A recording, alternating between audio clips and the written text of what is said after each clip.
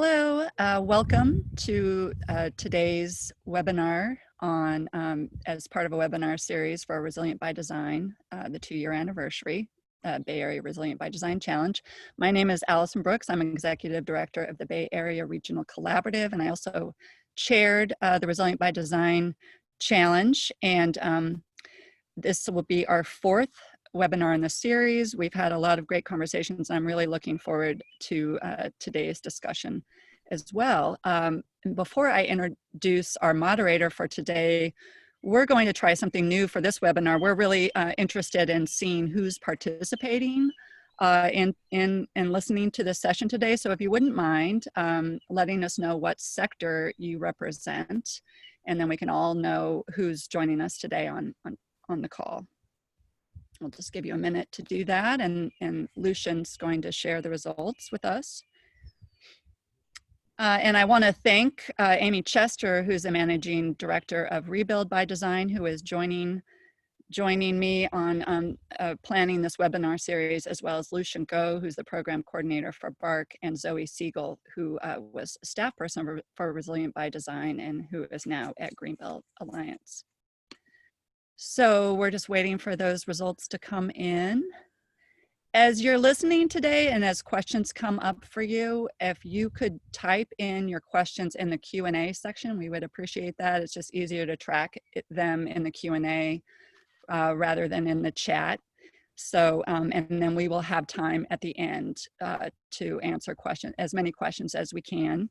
And then if we're unable to get to all the questions, our hope is at the end of this webinar series, we want to provide a summary of all the great questions that came up in each of the sessions, and hopefully our speakers are willing to provide responses. So do we have the results, Lucian, or do we know? Oh, great. There you go. Okay, well, I'm gonna, thank you for responding. I'm gonna hand it over to Kristina Hill, who is a professor at UC Berkeley and also was on the All Bay Collective team as part of Resilient by Design, who worked in East Oakland. And Keita Price will be talking about some follow-on work that has been happening in East Oakland. You're gonna hear from her, but I'm gonna hand it over to Kristina now, and she's gonna take over from here. Thank you. Great. Thanks, Allison. I just want to introduce our panelists super fast. Of course, I'm from UC Berkeley, and I'll be talking briefly after Dana Brechwald about some regional vulnerability issues related to groundwater. Dana's going to go first. Dana Brechwald is the manager for the Rising Tides program at BCDC. And then Marquita Price is Director of Urban and Regional Planning at East Oakland Collective, and of course was a member of the All Bay Collective team for RbD. And then Khariyyah Shabazz is the Assistant Programmatic Director at Higher Ground NDC, Neighborhood Development Corporation in East Oakland. And she'll be talking about what they did, and they also supported and were part of the extended working group for the All Bay Collective team that focused on the San Leandro Bay and East Oakland. So with that, let me turn it over to Dana to tell us a little bit about what BCDC has found out about regional vulnerabilities, and then I'll follow her up, and then we'll switch to talking about community initiatives. Dana, Good, thank you. Let me just share my screen over here.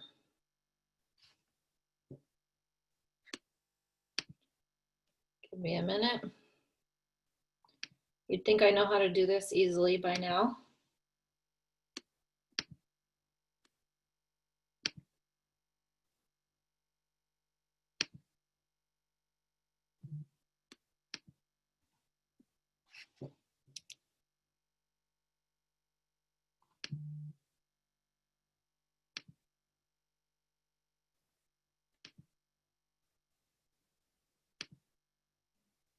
Okay, are people seeing that? Yep. Great.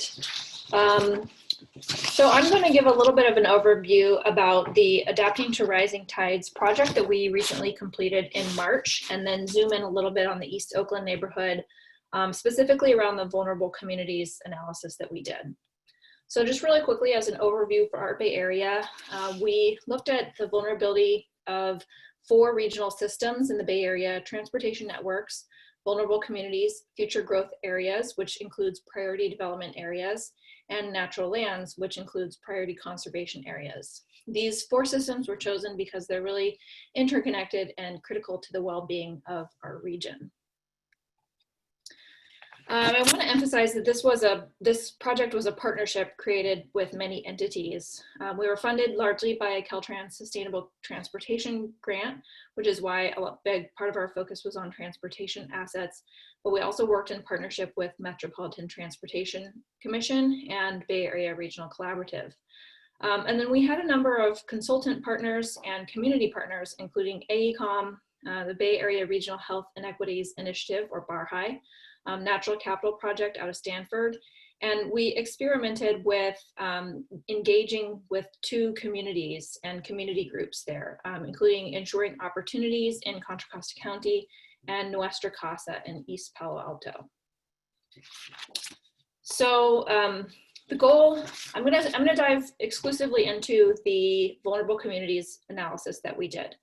And just emphasizing that, you know, it was really important for us to identify areas where people will be impacted more heavily by flooding due to pre-existing social and economic stressors.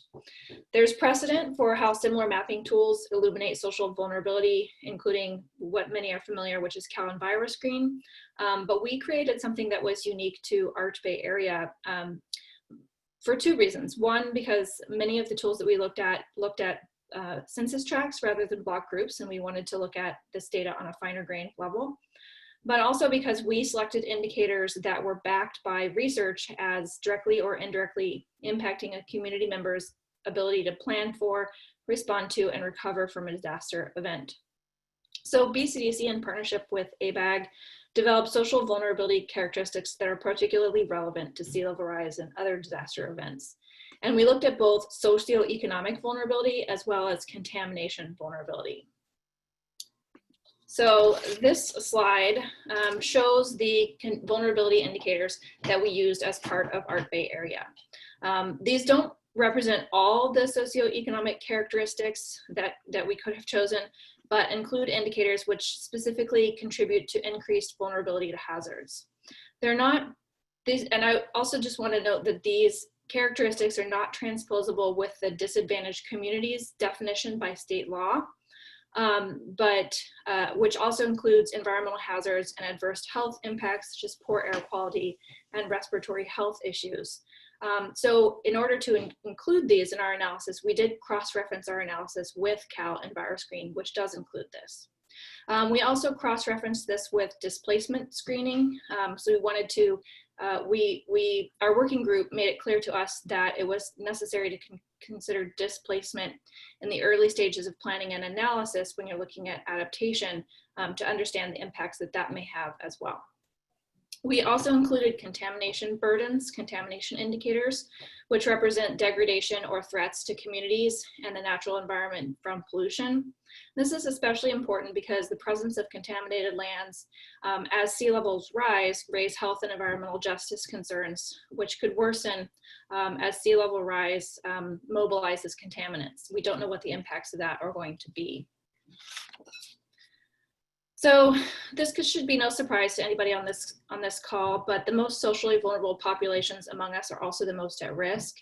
At 36 inches of sea level rise, which is equivalent to temporary flooding today, a major storm, or could be permanent by 2050, of the 72,000 people in the Bay Area that may be at risk of flooding, 46% of those people are from a socially vulnerable community. We also looked at the impacts to socially vulnerable communities across counties. So here you'll see the counties with the 3 highest impacts at 48 inches. So you can see here that we looked at both the exposure of communities to flooding, but also the consequence. And the consequence are the indicators that I previously showed you. So here you can see that Marin County has the highest percentage of exposure. 37% of socially vulnerable block groups within Marin County are exposed to flooding. and 5,050 residential units in socially vulnerable communities are exposed. And Alameda has only 4% of their block groups exposed, but that represents 6,470 residential units that are exposed to flooding. And San Mateo County actually has the highest amount of socially vulnerable residents exposed, with 7,800 residential units and 3,460 residential units exposed to contamination. So I'm also going to talk about the social vulnerability mapping tool, which makes this data available to the general public. So this builds on the launch of our Bay Shoreline Flood Explorer, which shows exposure to flooding. And this is our attempt to provide additional maps and data to the public to make sure that people are empowered to do their own analysis. So the community mapping tool makes our social and contamination vulnerability data available to the general public. And we also have a story map that describes the data and why it matters. And the link at the bottom here, which I think Lucian is also putting in the chat, will allow you to access the data for yourself. So this is a screenshot of some of the data that's available on the mapping tool. And I've zoomed the tool into East Oakland here, where you can look at the data by block group on the map, as well as get specific data for each indicator and block group on the table below the map. The data is from the 2016 American Community Survey and includes all 12 indicators by block group that I showed you earlier, as well as calculates a vulnerability category: low, medium, high, and highest. And that's what the different colors on the block groups show. And this mapping tool is really complementary to the analysis that our Bay Area did for many communities throughout the Bay Area. So here you can see where flooding in East Oakland occurs at 2 water levels at 36 inches, which again could be a major storm today or could be permanent by 2050. Flooding begins to inch inland. By 66 inches, a large swath of the neighborhood is flooded. And then the table below shows where certain assets are first flooded. So priority conservation areas, Coliseum BART priority development area, and the East Oakland socially vulnerable community, where much of this vulnerability is focused, all first flood at 12 inches, and transportation start to flood by 36 to 48 inches.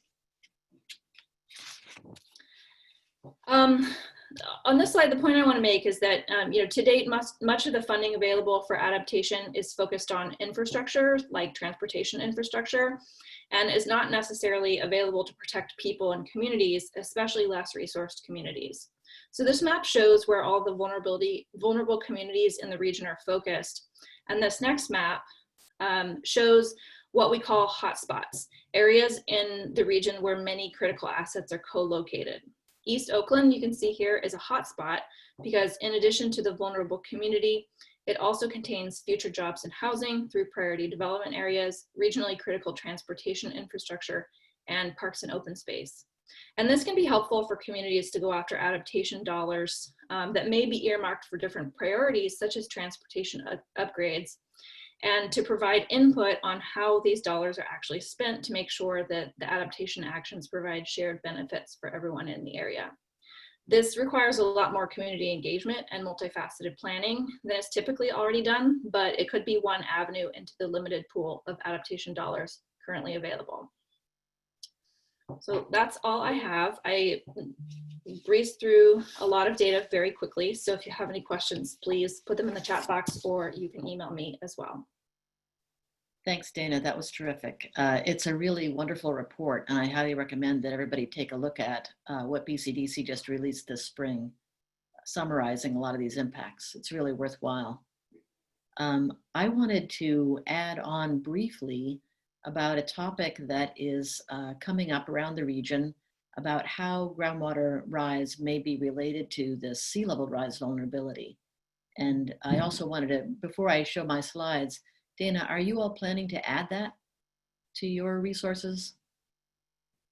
It is something that we are hoping to add to the Bay Shoreline Flood Explorer at some point if we get data widely available for the region. It's a goal of ours. We're working towards it, yeah. Great, because one of the big advantages of having BCDC do its work is that it produces such consistent results for the whole region. And that's what we've been unable to do on our own, is to really dig into this consistently across the region. So what I'm going to do is just show a few slides quickly about what we know so far. And this is a map that Ellen Plain and I and Chris May produced and published in a peer-reviewed journal in 2019 that shows how shallow the groundwater is around the Bay Area. And all these areas that are red are within 3 feet of the surface during the wet season. So it's a real challenge to think about what's going to happen as that groundwater table rises. And it rises under pressure from seawater below. So it's like a freshwater pillow on top of a saltwater hand, kind of pushing it up. And I wanted to zoom in briefly on East Oakland with this data and show it in a different way. This one shows building footprints, and it shows building footprints that would be affected by 3 feet of sea level rise in red. And those areas are buildings that are affected by rising seawater and groundwater together. And then in yellow, it shows the footprints of buildings that could be affected by rising groundwater, which extends far beyond the area that's affected by seawater alone. So that's really important to try to understand this big picture. And the area of the buildings with their footprints shown in yellow is pretty close in correspondence to the spatial area that the BCDC maps show for 66 inches of rise in total water level. So we need to do a lot more figuring out to understand whether these yellow buildings are all equally vulnerable or whether it's really the buildings adjacent to creeks where emergence and pipe flooding underground can occur. So there's more to come on this, but this is potentially the yellow buildings all being vulnerable in East Oakland. And then we did a map with my students that showed where historic soil contamination is in East Oakland. And we showed a kind of halo around each dot that reflects what direction those contaminants could flow in if the water table rises high enough to intersect that buried soil contamination. Just going to zoom in here for a second to show near the Coliseum BART station, there is a fair amount of historic contamination in the soil, and you can see those halos are showing a flow potential towards San Leandro Street and through some residential areas as well as other kinds of buildings, certainly towards the Coliseum site. So who's mapping groundwater? I want to provide a link to the study that we did since it's part of what's available now. The US Geological Survey has some modeling data that's due out soon that will include the Bay Area's shoreline area. And then BCDC and SFEI just received some exciting funding to start adding more data and make a more complete data set, more consistent around the Bay Area. And then I want to link this to equity as I hand off to Keita Price. I think it's exciting that BCDC has developed with ABAG a better way of mapping equity. And I wanted to also give a shout out to the City of Oakland for their Equity Indicators project, which they're now using to link to public works funding and say if an area is underserved and has equity issues where it's very unequal to the rest of the city, then they're going to push funding towards those areas first, because this is a big change in how we think about public works funding inside our jurisdictions, to look at equity and drive funding towards that neighborhood. With that, I'll turn it back over to Keita. I think Keita's going to share her slides.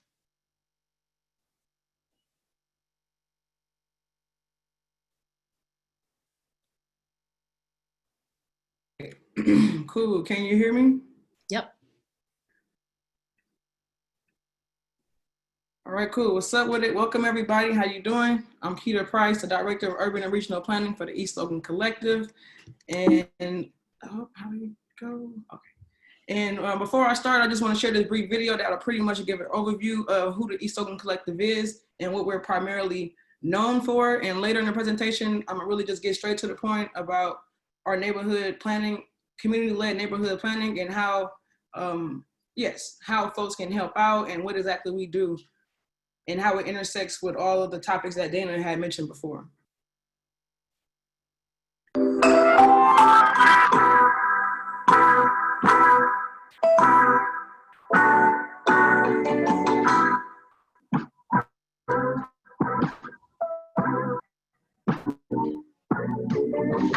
Hey, how you doing? Hi, good. How are you? I'm good. Coming to drop off or? I'm coming to pick up. Good job. We are the East Oakland Collective, a grassroots-led organization that provides racial and economic justice in deep East Oakland for our unhoused, low to moderate income, senior, and youth residents. We have 3 focus areas: civic engagement and leadership, economic empowerment, and homelessness services and solutions. Under these focus areas, we hold a bi-monthly Feed the Hood program where 400 plus volunteers come out to help feed our most vulnerable and unhoused population. We provide zero interest loans via our Susu Lending Circle program, where we help build generational wealth and savings through old West African traditional models. And we also provide community engagement on the most prevalent urban development projects in deep East Oakland. The East Oakland Collective has always been on the front lines of rapid response. Even before COVID-19, we were doing sure that our people are fed and had resources and supplies. Since the onset of the COVID-19 pandemic, we have increased our service base. We went from providing 400 meals to now over 1,000. Not only do we serve the unhoused, but we serve seniors, disabled, those with compromised immune system. We have a great core group of volunteers who do deliveries to the unhoused as well as to our seniors who are sheltering in place. Thank you, man. You know, we helping out, man. We helping out, man. We appreciate this all the time. Trying to feed everybody in the community. EOC's office has turned into a distribution supply hub where we collect donations and we also make kits and bring it out to the community. What you see here, we have everything from your essential sanitation needs, hand sanitizer, as well as to non-perishable produce, as well as to hot meals provided by our very gracious restaurants, our caterers, and folks who are chefs who might be work right now and who are preparing these meals for us. All this is getting out to the community and to those in need.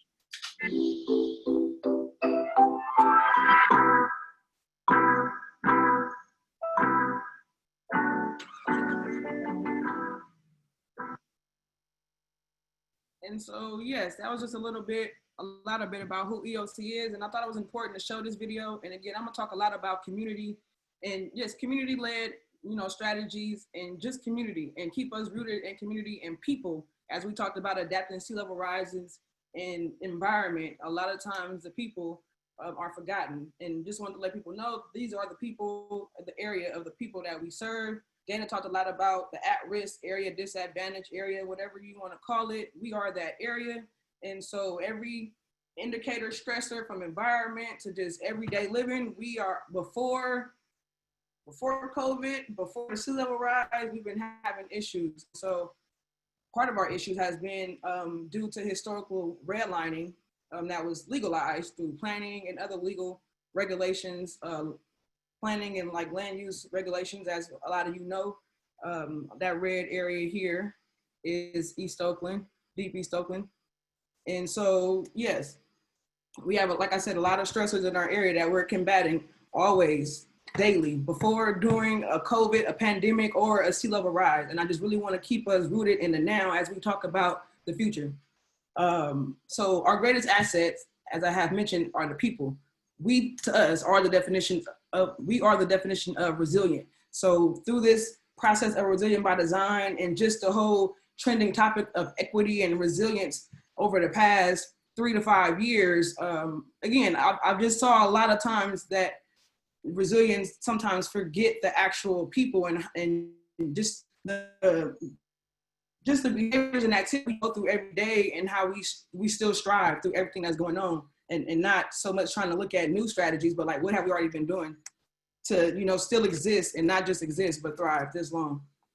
So as you heard in the video, EOC, we serve these 3 areas: civic engagement and leadership, economic empowerment, and homeless services and solutions.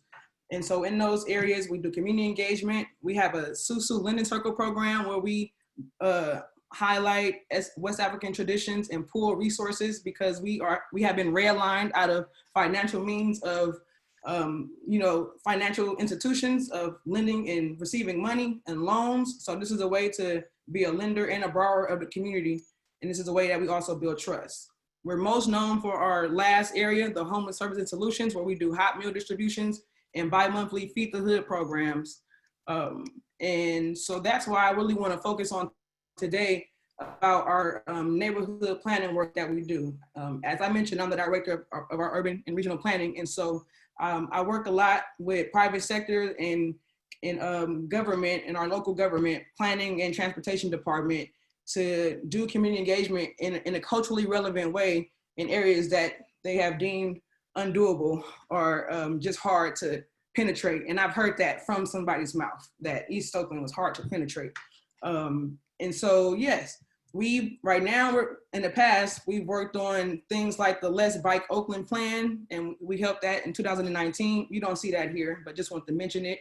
Lucian, you can drop that link in the chat just for your information. We currently just finished the Better Neighborhood, Same Neighbors plan, where we worked over a year with the City of Oakland's planning department and 13 community groups to engage 6 neighborhoods around climate, economic, and just quality of life topics that we want to see over the next 5 years. And we was actually recently notified that we was awarded the implementation award for that grant through the state. It was a Transformative Climate Communities grant. And so, as I just mentioned, we got that 28 million to now implement some of the projects. We picked 5 projects from this plan that we highlighting to actually implement with that money. And currently, as Dana also mentioned, like it's a lot of transportation infrastructure in East Oakland, in the Bay and in the region, period, that's vulnerable to the sea level rise. And so we also talk about that intersection within our East Oakland Mobility Action Plan. Lucian, if you can drop those links too, it's a lot of information in the video on exactly what that is. It's basically mobility the East Oakland way. And again, intersected topics from driving while Black, sea level rise, what to do when the pandemic happened. Like, we're being flexible and adapting to as stuff is going on. There's going to be a plan of recommendations on how to actually deal with this within neighborhoods like ours.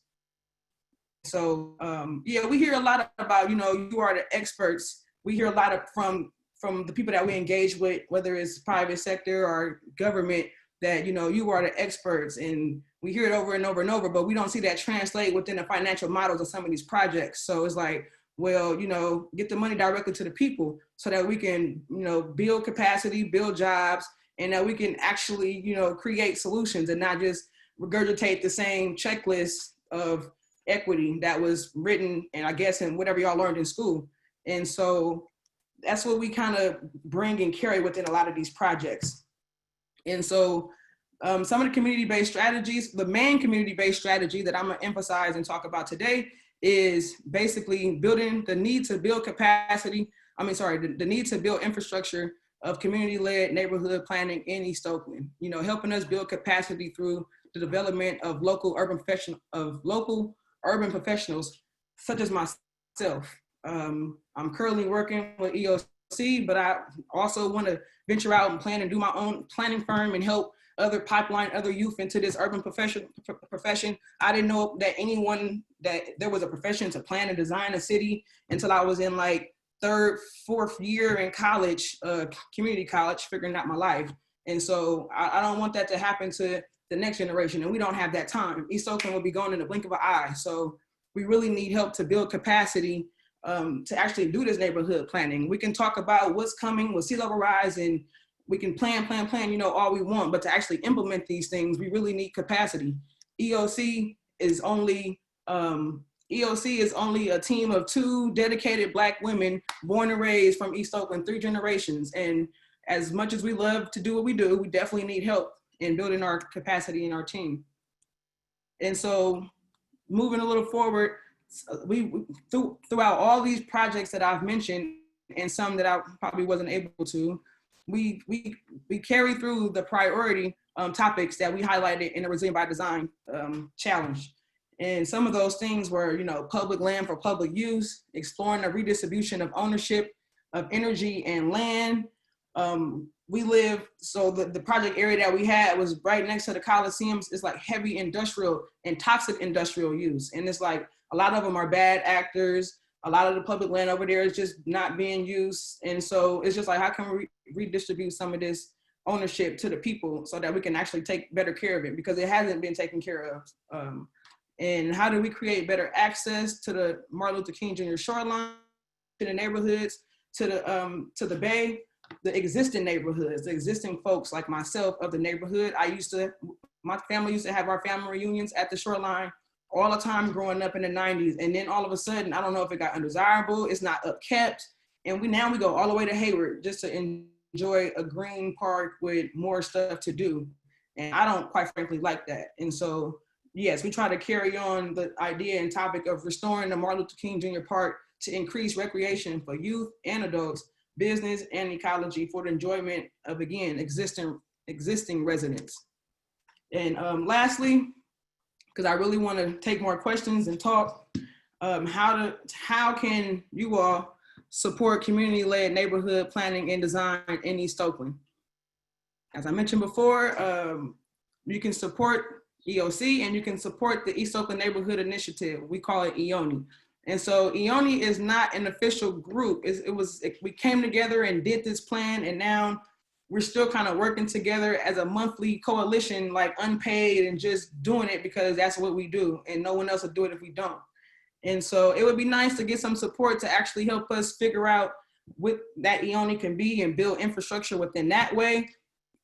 That's one way you can support. And also directly to East Oakland Collective and our group. As I mentioned, we are an understaffed collective who really want to build out neighborhood planning in East Oakland. We're the only nonprofit that has a designated area and focus on doing so. Locally, we do have CBE, but they're state and national. And so, yeah, we would really love help through donations or technical assistance to help us on projects. We don't have the staff, again, for visual tools and platforms. They cost a lot. So if you can donate studio time or your expertise in some type of technical skill or platform, that would be great.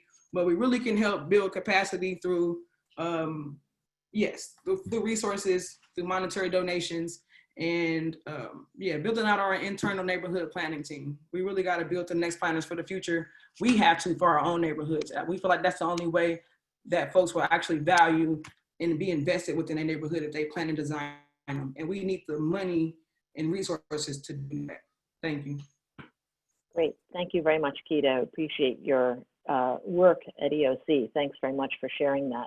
Now I want to turn it over to Khariyyah Shabazz from Higher Ground NDC in East Oakland. Thanks, Khariyyah, for joining us.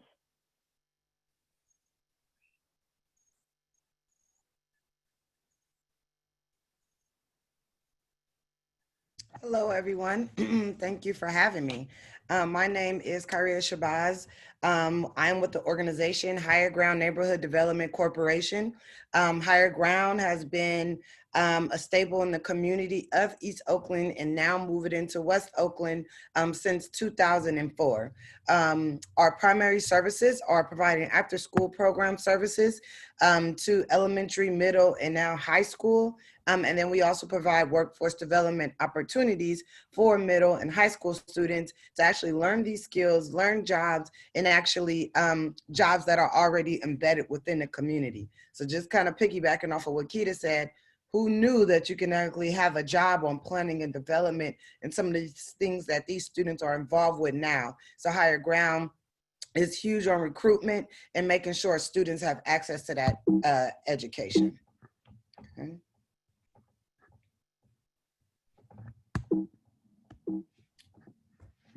Okay, so here are just some of Higher Ground's background of what we've done with the community and where has the community gone so far. So since 2004, Higher Ground has served over 8,000 students and families throughout the city of Oakland.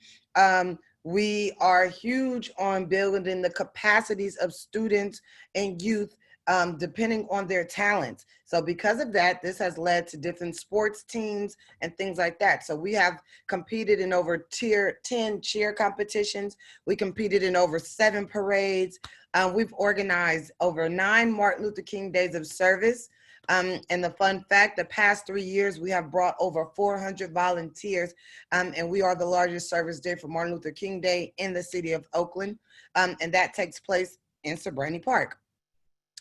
We've organized 3 Cesar Chavez Days of Service, organized 4 Earth Days, and this is just within the last couple of years.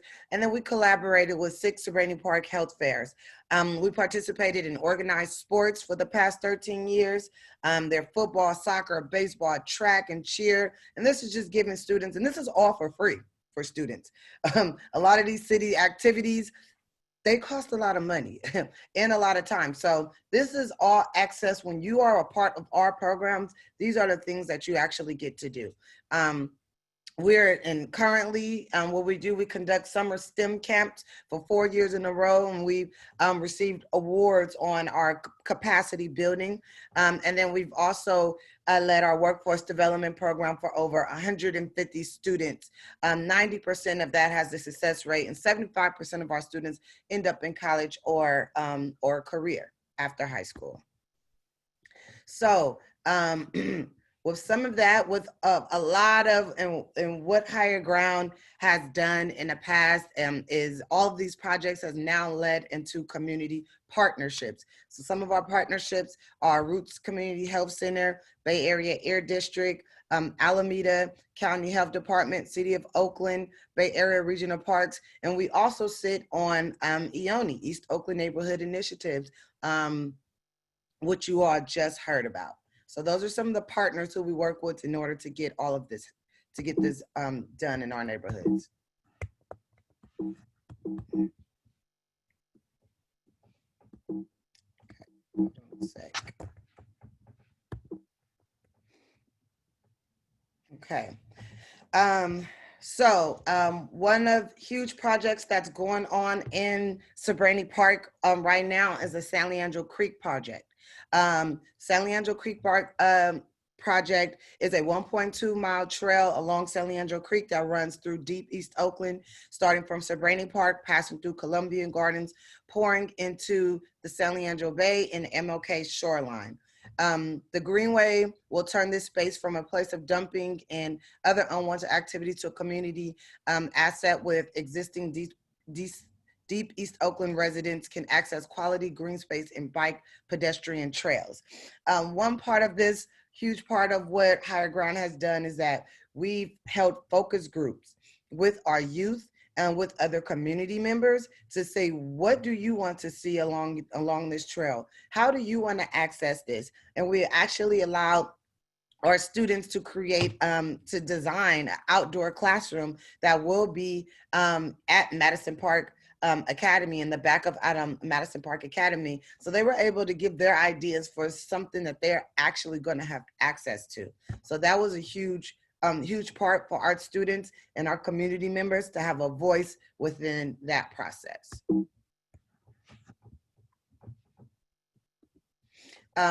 Next, another huge project, and what Kita just mentioned, is that we were a part of the Better Neighborhood Same Neighbors transformative climate communities program, active transportation. So we have now partnered with the Scraper Bike Team, which is huge in East Oakland as well. And we will provide bike education to youth within our after school program. So this is, again, giving them the skills that they need to further find access in careers and jobs and transportation that they're normally limited to within the areas that they live in. Okay. Another huge project that we have is our Brookfield Greening project. As some of you may know, some of you may not know, Brookfield Elementary is in one of the location's worst areas in the country for air quality. That school was all cement across the entire campus. We partner with the City of Oakland and OUSD, and we dug up the cement, and we were able to create an actual greenway for our students to enjoy and to actually breathe. Just the basics of breathing is what we're trying to ask for our students to have. So within that greenway, we planted over 75 trees. We are able to provide jobs with the greenway through summer maintenance. We hold our service days at the Greenway, and then we also integrate the curriculum, STEM curriculum that the teachers are already teaching. We were able to get teachers stipends to use this Greenway for their lessons and going forward, and to, like I said, to integrate what they are already doing within the school day, and they're actually able to access this. We're able to do air testing. We air tested for about a year, and we compared the different parts of what if you test over here, is it better for us to breathe compared to this area over here? And they were actually able to do this and understand those concepts. We are talking about the watershed discussions as well as providing an outdoor classroom. And we were able to actually build our students a butterfly garden, which they requested. So this is something that's ongoing. It's projects that we invite the entire community to come in on and provide access to that further education for our students. How can you be involved? You can contact me directly. Through email as well as phone number. And then you can also go ahead and check out our website to get a little bit more. So Higher Ground, definitely we take donations. We also are interested in folks who can also provide their skills and talents for some of the things that we may need. That might be for social media, that might be website, that might be recruitment, that might be anything that folks are willing to come and contribute their skills and talents to in order to get us to that next level. So that's all that I have for Higher Ground for today. Great. Thank you so much, Khariyyah, for coming in and talking about all that fantastic work you guys have been doing there. It's amazing to be able to see how citizen science can actually be part of a nonprofit environment and to be something that kids are participating in. Seems like a really complicated thing to try to do, and you guys look like you're pulling it off really well. Why don't I open up to some questions? We had a couple questions that were answered already, but I just want to call those out in case anybody can't see those. One was about where the BCDC report is, and Dana shared the link to that. And then Brad Paul asked the question to Kita, have they gotten any support from planning school at UC Berkeley or any of the large architecture and planning firms in the Bay Area? Kita, do you want to give a verbal answer too, just so folks know who can't maybe see that? I'm sorry, what was that question? I was answering another. Just about whether you had received any support from UC Berkeley or planning firms, what you want in the future for support. Yeah, we received support from, of course, Kristina through the RbD, and even afterwards, she committed a year, 2 semesters of her studio to work further in East Oakland. And we do still plan, we came together at the top of this year with the RB team and just kind of talk about what it looked like moving forward. And the highlight was still groundwater contamination. So in the future, that's most likely what we'll still do with UC Berkeley. But outside of Kristina Hill, no, we're not exclusively working with anyone in the planning department or any planning firms in the Bay Area. But we would definitely like to extend our collaboration with planning entities, definitely Black or of color, but all firms that want to just help provide technical assistance, take the back seat, and yeah, help us in that type of way. Not like we'll tell you what to do, but just really value our opinion in this work. Great. And then there were a couple of additional questions that came in. Phyllis Dietz asked what can be done to encourage city governments to demand removal versus cap and cover of hazardous contamination. I think that's a kind of complicated question. And Kita has given an answer from community perspective that it has to do with being in solidarity with the community and not just following protocols, but actually finding out what the community understands about its own vulnerability and the accumulated burdens that a community can bear in contamination. And then I would add that it's important to think about not just removing it and sending it to some other vulnerable community, but probably treating it in some way or sequestering contaminated soils so that they can't just, be sent to Kettleman City or someplace else that's a vulnerable place. And then there was a question from Rebecca Schwartz-Lesberg, and she appreciated what Kita said about improving public lands and public access. With gentrification such a problem, people getting priced out after improvement, quote unquote. Do you have recommendations for improving, restoring access to nature without contributing to gentrification? Why don't I turn that over to Khariyyah first, who's worked on that greenway with the Higher Ground NBC, and then turn it back over to Kita. Khariyyah, do you think that park improvements lead to gentrification? Have any ideas about how that could be avoided? Well, park improvements, it definitely can, but I feel like in that shouldn't hold it back. I feel like when we improve parks, when we improve access centers, public space, I think that actually gives us more access to the things that our students and our community members actually need. So I don't feel that not improving on parks is something to be something negative to look at. I think that it's all about being equal and equitable, and I feel like that's the best way for our students and our community members to feel pride, to feel respectful, to then maintain their own public spaces, to then teach them how to secure their own neighborhoods. I think that all of that goes into play on giving folks ownership on staying here in the first place. Yeah, I think those are really good points. And it might also be worth saying that if a park design really has community involvement, it doesn't always look like it would. It might have different elements, and it might have a different aesthetic experience than a park that's designed in a kind of standard way, if there is such a thing. So really engaging local people in choosing materials, deciding what's going to be in the park, how you access it, that's all really critical stuff. And what the kids want to do, frankly, because they're going to be the ones who tell their parents they want to go. Kita, do you have any more ideas about how to do that nature access without leading to displacement? I don't have a general answer to that, but in terms for East Oakland, one of my answers, I feel like one of the first steps of doing that would be for the city council to not sell the Coliseum land, the Coliseum site. That is the biggest kind of probably development opportunity in this area, and it can really make or break East Oakland. And so yes, it's public land, it's ours, but they pretty much are looking, or it's going to, we trying to apply a lot of pressure, going to sell it to the A's.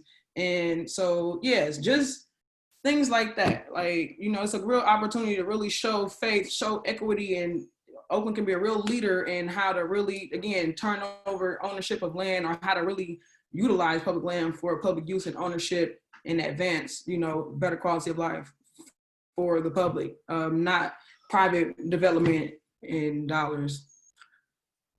Yeah, and just following up on that point, thank you, Kita. When we worked with Kita and Khariyyah in the neighborhood on the All Bay Collective team, we were really aware of how hard it is to access the shoreline from residential neighborhoods. And the kind of thing that needs to happen is adding a bike lane or a bike way to the overpasses over 880. And whoever can pull that off or provide a combination of public and private funding to do that, that would open up the shoreline parks to a whole new audience of people who would be coming on bikes from neighborhoods as well as driving by car. Mm-hmm. There's only one pedestrian bridge that gets people across, and it's down at Brookfield.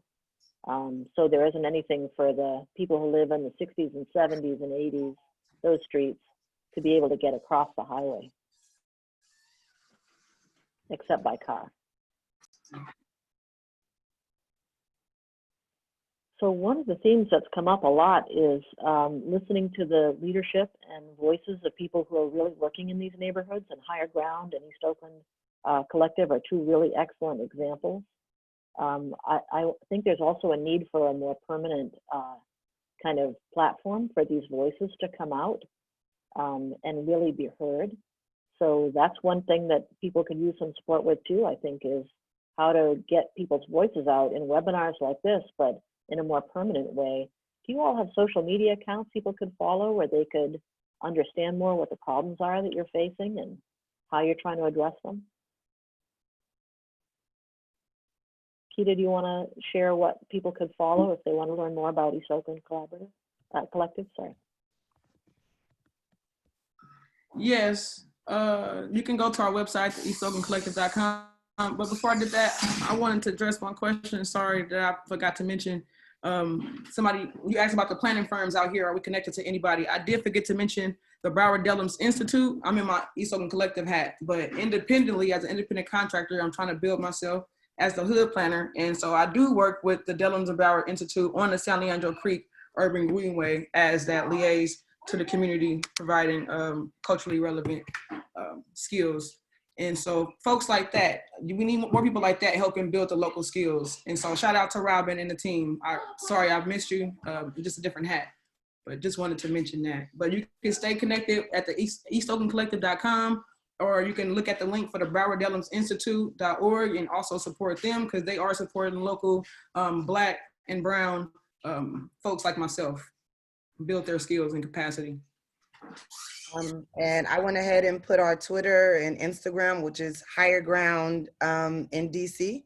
That you can access us and see how we're doing and see how we also work with CalSAC, which is a huge after school program training advocacy organization. And we see a lot of our work doing that, and we go into policy and we go to the state capitol and we push for more funding for our youth and things like that. So Higher Ground in DC at Twitter and Instagram. Yeah, thank you very much for that. We appreciate it. Can I ask you all, there's a question here from, there was a question from an anonymous attendee. I guess it's been answered now on the Q&A window. But there was a question about how you think COVID-19 is having an effect on urban planning in your neighborhood. And of course, it's just part of the disruptions that we're going to be seeing over the next decades. How does that relate to health things that you all know about, and what the activities are of your organization? So I can just go ahead and speak for us. So one thing, of course, that COVID-19 has affected as being able to meet with our youth and our students in person. But one thing that we are able to do is just the way that we're meeting with you all now. We're able to host Zoom meetings with our students, with our families, and especially our teenagers. We're going forward. We're actually going to be starting our planning for our San Leandro Creek project with our high school students via Zoom. And we're going to actually teach them how to put a site visit together virtually. So not only does this allow us to continue going, but now they're learning other skills, special skills that we're going to definitely use while we go into the next school year. So it's just providing them access to a whole different world, even though it's teaching us how to think our way out of a paper bag. So it's teaching us how to still go forward and still go forward with the development, with the planning, and with the skill sets that they definitely need to learn as they go forward. Thanks, Khariyyah. Khariyyah, do you have anything you want to say about the COVID-19 crisis and work that your organization is doing? Yes, Khariyyah pretty much mentioned it. It mostly impacts community engagement and how we get directly into folks. But since we always consider the digital divide, somebody just asked about too, we definitely feel like it's important to still get in front of folks. And as restrictions are getting more loose, we're trying to figure out safe ways to do that. We work with the city a lot on some upcoming transportation initiatives and business initiatives to where that we're trying to get people out, where they're trying to get people out for businesses, safely and things like that. So we just try to meet people where they at. And so as the city is slowly allowing, and the county allowing folks to come out, we just got to meet those folks in those places. And it won't be in the traditional areas. It won't be in a meeting and things like that. We just kind of have to pop up. But other than community engagement, COVID don't stop nothing. Like I said, before COVID, before the sea level comes and rise, we've been out here doing this, and we're gonna continue to do it. And so honestly, we've increased. I've been to work more since COVID. I'm in the office more. I've been diverted from my actual neighborhood planning work. So I'm the only person that focuses on those projects. So if I'm focused on COVID and response and distribution now, there's nobody working on this, which is why I've now had this urgency to build a team. I only plan to be on EOC, and everybody know it, for about 2 more years. So succession planning is a thing. I don't want to be like the city and just let one person hold information and they leave and everything is to crap. So we really trying to build a solid foundation in East Oakland. So we're looking out for people's support to do that. So yeah, the show don't stop here. Let me ask Dana. Dana, you found a lot of vulnerability to existing contamination and health burden issues. Is there any evidence that's related to COVID-19 burdens, air quality, or other things you saw when you looked around at these communities? I mean, we didn't do any analysis specifically around vulnerability to other health issues. And I think that's actually it would be a really interesting expansion of our study to look at the correlation between, you know, the characteristics that we looked at and other health burdens and other health issues that are emerging from it. But, you know, I think in general, we've seen that people of color and lower income people have definitely been more exposed to COVID and will probably suffer greater consequences because they're more likely to have to work outside the home, you know, less access to healthcare. I think, you know, it will remain to be seen how that consequence plays out. I think on our side, on the regional scale, the huge thing we're seeing is just the money that has been taken away from planning and adaptation planning to go towards COVID. I mean, there was a huge resilience bond that was, you know, on the docket this year, and it's, you know, we don't know where the money is going to be coming from over the next several years as the state really seeks to fill its budgetary holes. So I think that's really going to change the landscape of planning in the next several years as well. Yeah, I mean, it seems like that argues for combining strategies, right? I mean, here you are with all these environmentally vulnerable communities and socially vulnerable at the same time. Why not focus adaptation funds on those groups that are suffering from COVID and from sea level rise and groundwater rise and other kinds of health impacts? So those seem like big opportunities to get the more bang for the buck as we go forward. We're down to our last 3 minutes, and I want to thank everybody for participating. If there's any last burning question, Allison, I saw you just came on. Did you want to say anything or share anything as we start to wrap up? No, I'm just going to give some just closing remarks, and I definitely want to thank you all for taking the time, Khariyyah and Kita and Dana and Kristina, for taking the time to share your perspectives and knowledge. I do think it is interesting, one of the questions that came up, and sorry we weren't able to get to everybody's questions, but Kita's been doing an excellent job responding, so thank you, Kita. But one of those questions about the Coliseum and the community process around that, I think that's an important issue to track, because that is, what, 127 acres in the middle of deep East Oakland, and a lot of opportunities to create multiple benefits for community members.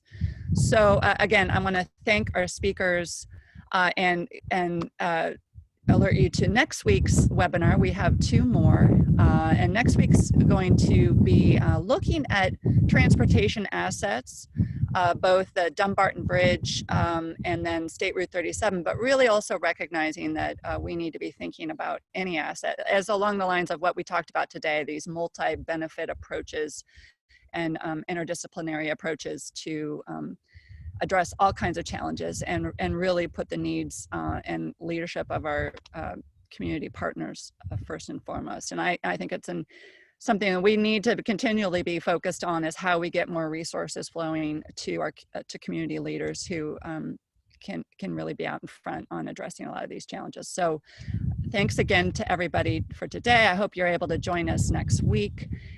We have a great list of speakers there, and look forward to following up with you soon. Thanks again. Great. Thanks, Khariyyah. Thanks, Marquita. Thanks, Dana. Thanks, Kristina.